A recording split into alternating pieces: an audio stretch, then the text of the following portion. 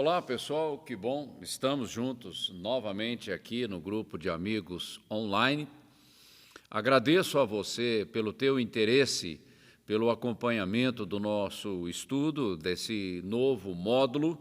Nós estamos no módulo 5, a pessoa que Deus usa vivendo acima da mediocridade.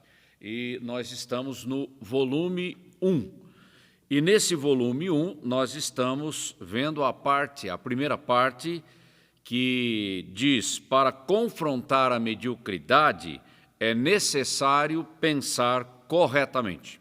E a gente começou um estudo sobre a mente.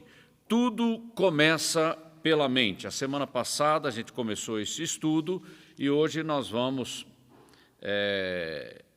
concluí-lo, tá bom? Ok? Então, vamos lá. É interessante que a mediocridade não é uma obrigação. A mediocridade é uma escolha, é uma semeadura, é um estilo de vida que nós construímos ao longo do tempo. Então, a nossa responsabilidade está envolvida nesse processo, ok? Nós não temos a obrigação de seguir o curso do mundo, de viver no modo sobrevivência, seguindo o fluxo. Não, Deus nos chamou para a excelência, porque o nosso padrão é Cristo e Cristo é o padrão da excelência.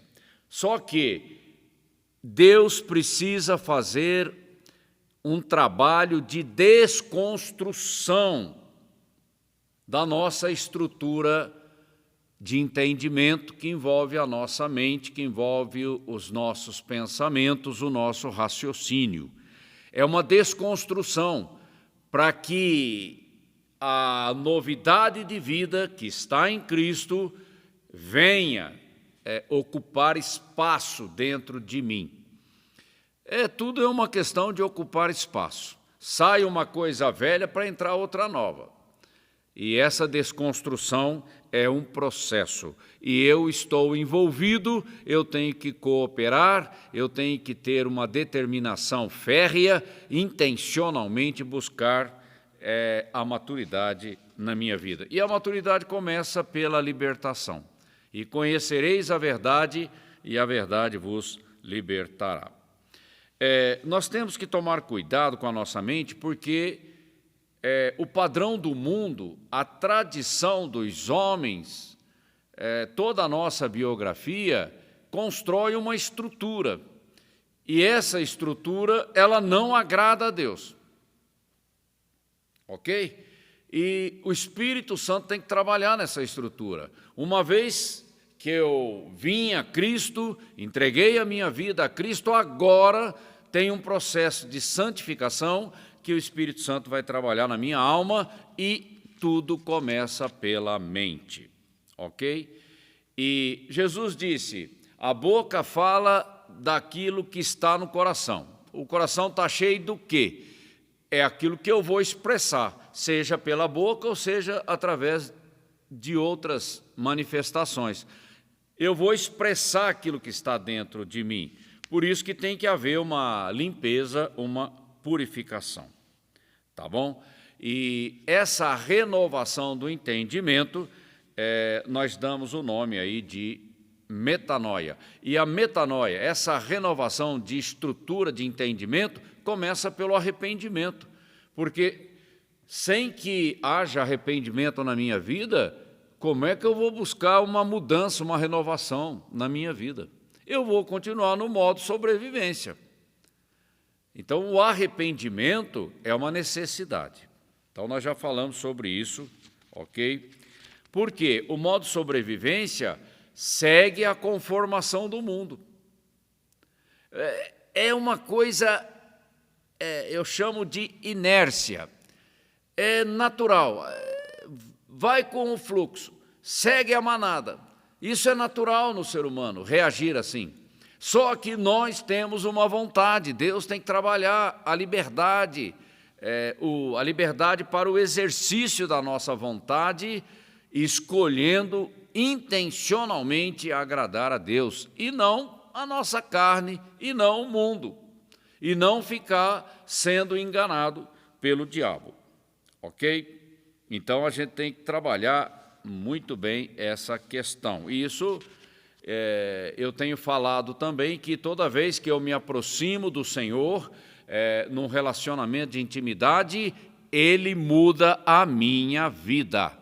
E mudar a vida significa, Ele muda a minha maneira de pensar, de sentir, de agir, de reagir. E isso nos traz o conceito de maturidade. E eu não posso ser passivo, ingênuo, com relação a esse modo antigo de viver, a esse estilo antigo de viver. Eu tenho que agora me voltar para Deus, é mudança, ok? Eu não posso seguir o fluxo, agora eu vou seguir a Cristo, é diferente, ok?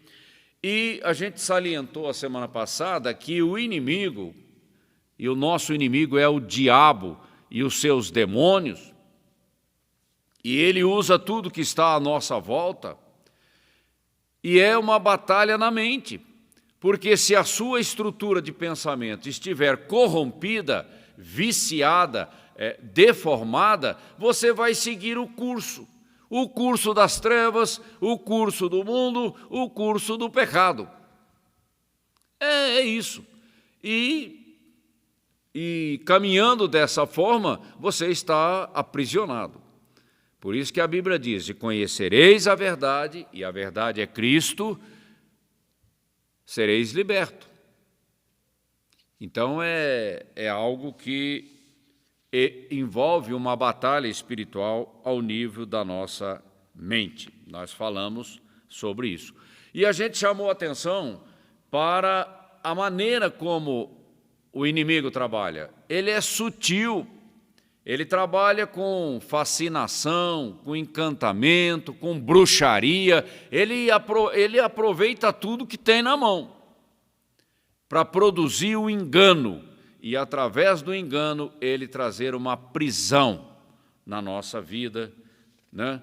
E começa tudo pela mente, né? Que está ali na nossa alma, ok? Então, nós temos que entender que o diabo ele é malandro, ele é esperto, e ele não perde nenhuma oportunidade. E a gente tem que fazer um checklist, a gente tem que desenvolver uma autocrítica com relação à nossa própria vida, à nossa própria pessoa, ok? Porque o inimigo trabalha em cima de jogos mentais. São raciocínios viciados, corrompidos, recorrência, ponto cego. E aí você vai levando a vida aprisionado. E Deus, Ele quer a nossa liberdade. Porque para adorar a Deus e para servir a Deus, só em liberdade. E liberdade fala de maturidade na nossa vida. Ok? Se eu colocar a questão da utilidade, da minha utilidade para Deus, a maturidade é um requisito essencial. Deus não pode usar meninos e crianças em coisas sérias. Precisa de gente madura, gente experimentada, gente purificada, gente provada no fogo, gente que tem entendimento e que não desanima por qualquer coisa. E nem muda de posição, como o vento, né, que vai para lá, vem para cá, e você fica mudando de posição. Não, Deus precisa de gente madura, gente séria, gente que tem posição.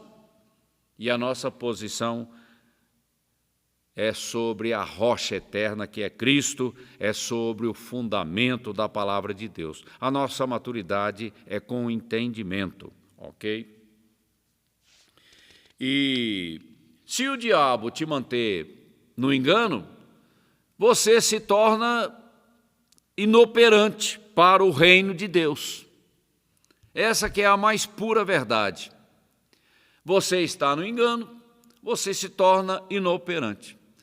E se ficasse só nisso, mas não fica, porque no engano você vai querer fazer alguma coisa e vai fazer na carne e vai produzir confusão.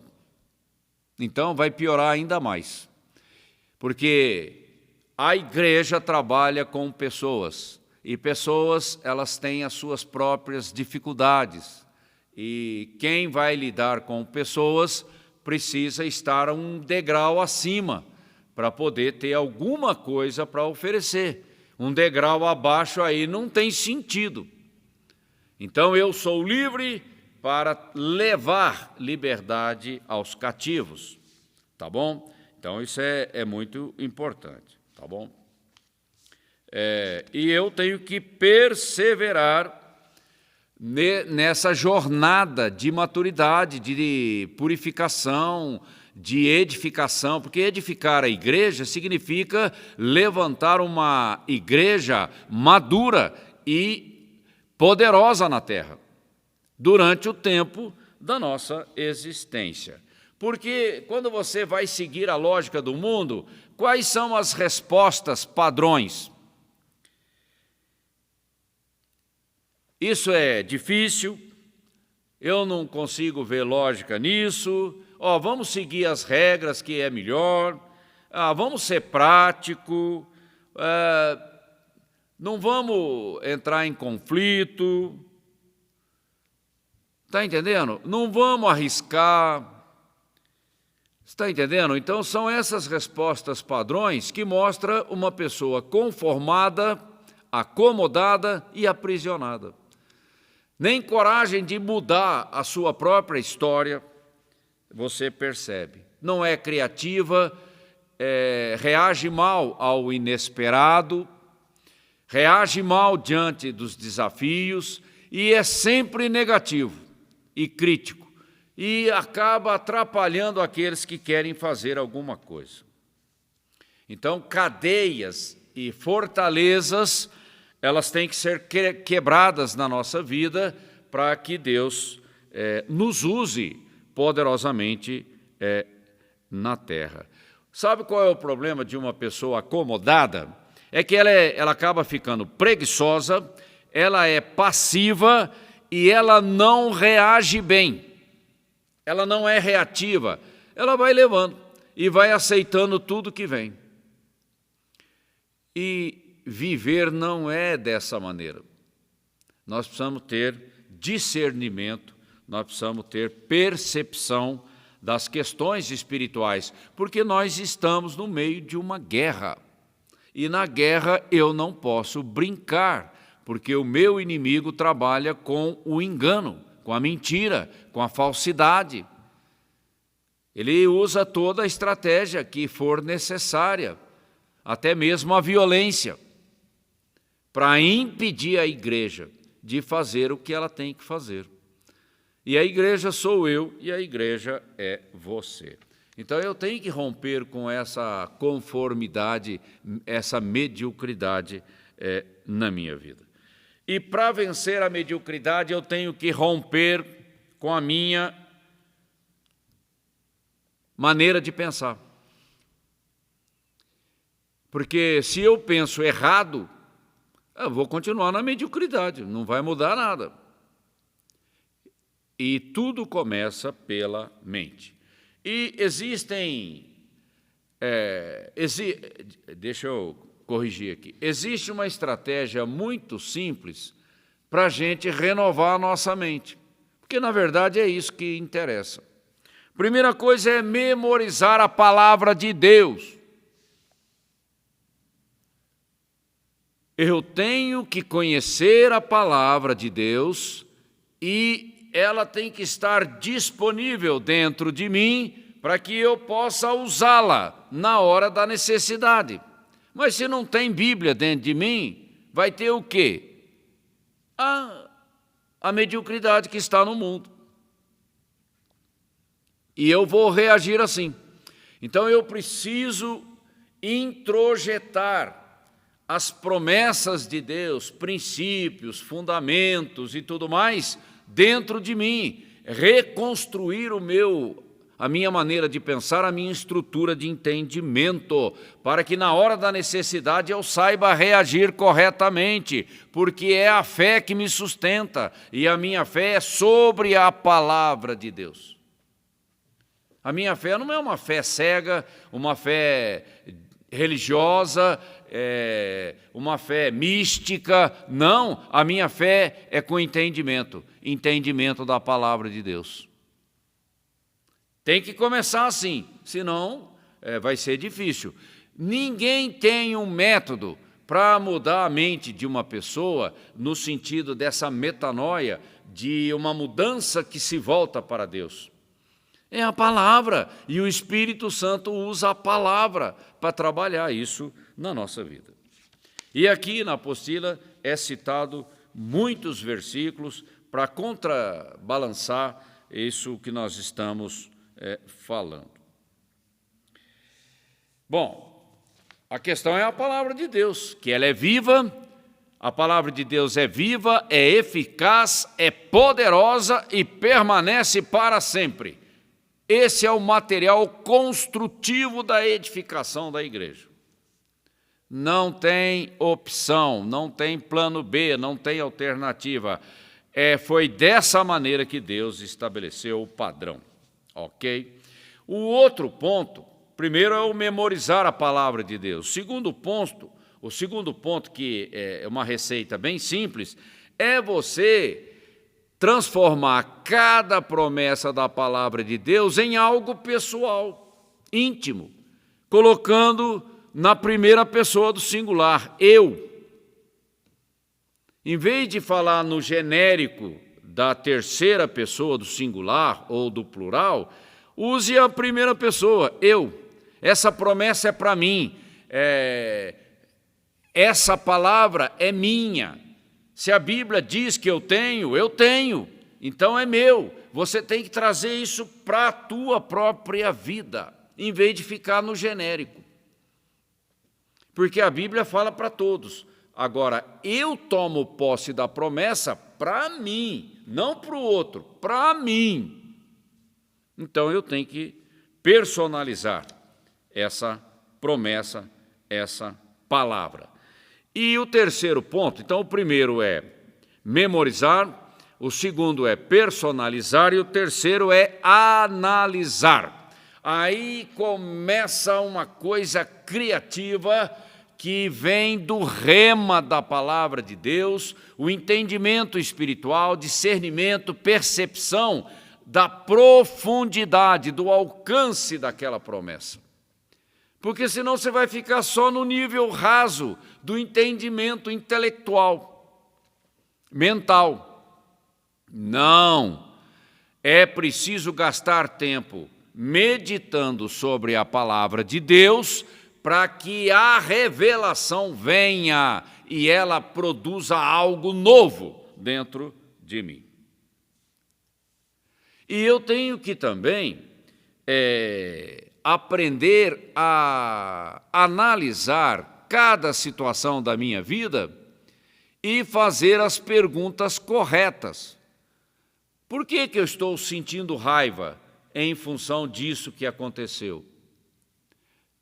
Porque eu tenho que começar a me questionar, a fazer um autoexame, uma autocrítica. Por que eu estou reagindo mal? Por que eu deixei passar? Aonde que eu estou errando? O que está faltando? É sempre assim, porque é assim que eu cresço. Porque se eu começo a criar justificativa e terceirizar a questão, eu nunca cresço e ainda começo a falar dos outros. Então, não é essa a opção, ok? Então, com relação a medo, com relação à irritação, com relação à ansiedade, com relação às batalhas diárias que nós temos com o inimigo, eu tenho que fazer as perguntas corretas e perguntar, Senhor, o que Tu queres de mim? O que Tu queres da minha vida? Qual é o propósito? Porque eu quero cooperar, eu quero crescer. São perguntas inteligentes e não ficar se vitimizando e colocando a culpa em alguém, sei lá. Você não cresce assim, ok? Então, nós temos que ficar esperto. Bom, e quebrar hábitos mentais de longos anos, que a nossa vida veio através de décadas, desenvolvendo aquela estrutura de raciocínio, de planejamento, de imaginação. Olha, é como uma coisa que se infiltra dentro de nós e você nem percebe e você começa a agir naquele modo stand-by. Ok? E nós precisamos prestar atenção nessas coisas. Ter um espírito crítico com relação a essas coisas, para a gente não ficar em recorrências na nossa vida.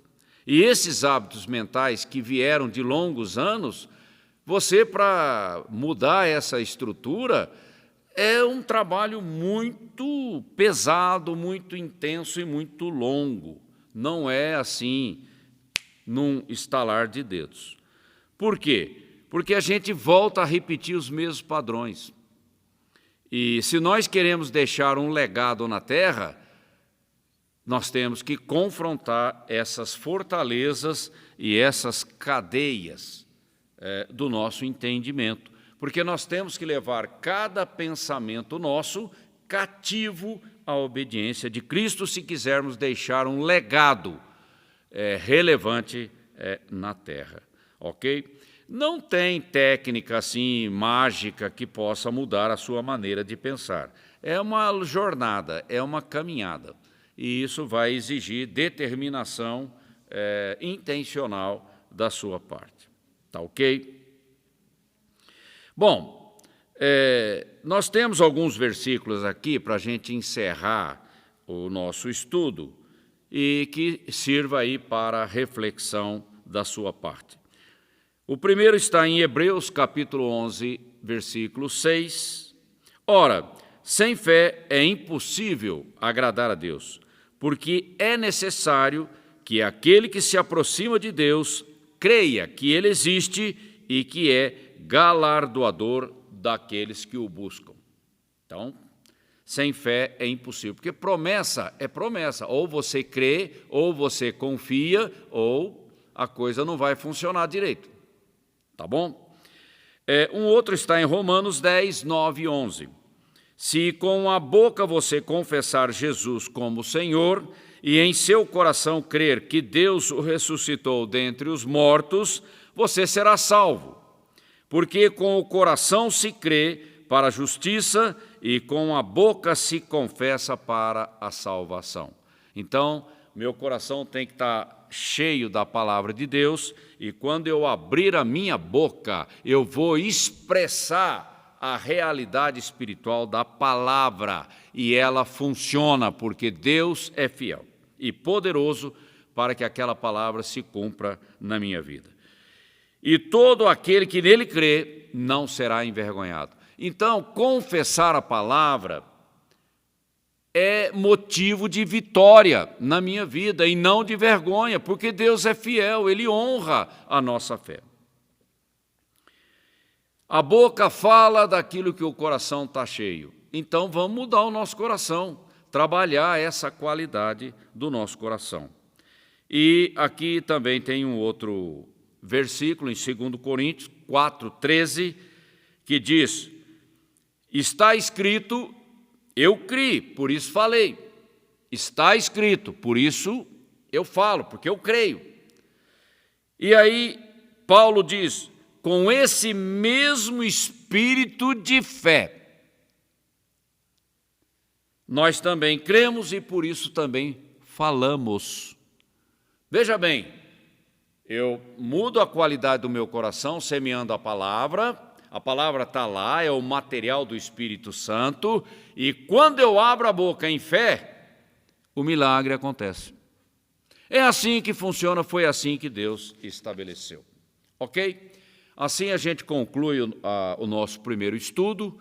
Medite nessas coisas em espírito de oração e que o Espírito Santo abra o seu entendimento para essas realidades espirituais que são muito importantes na nossa vida pessoal, mas também no nosso serviço para Cristo. ok? Que você tenha uma boa semana e eu conto com você a semana que vem. Um grande abraço.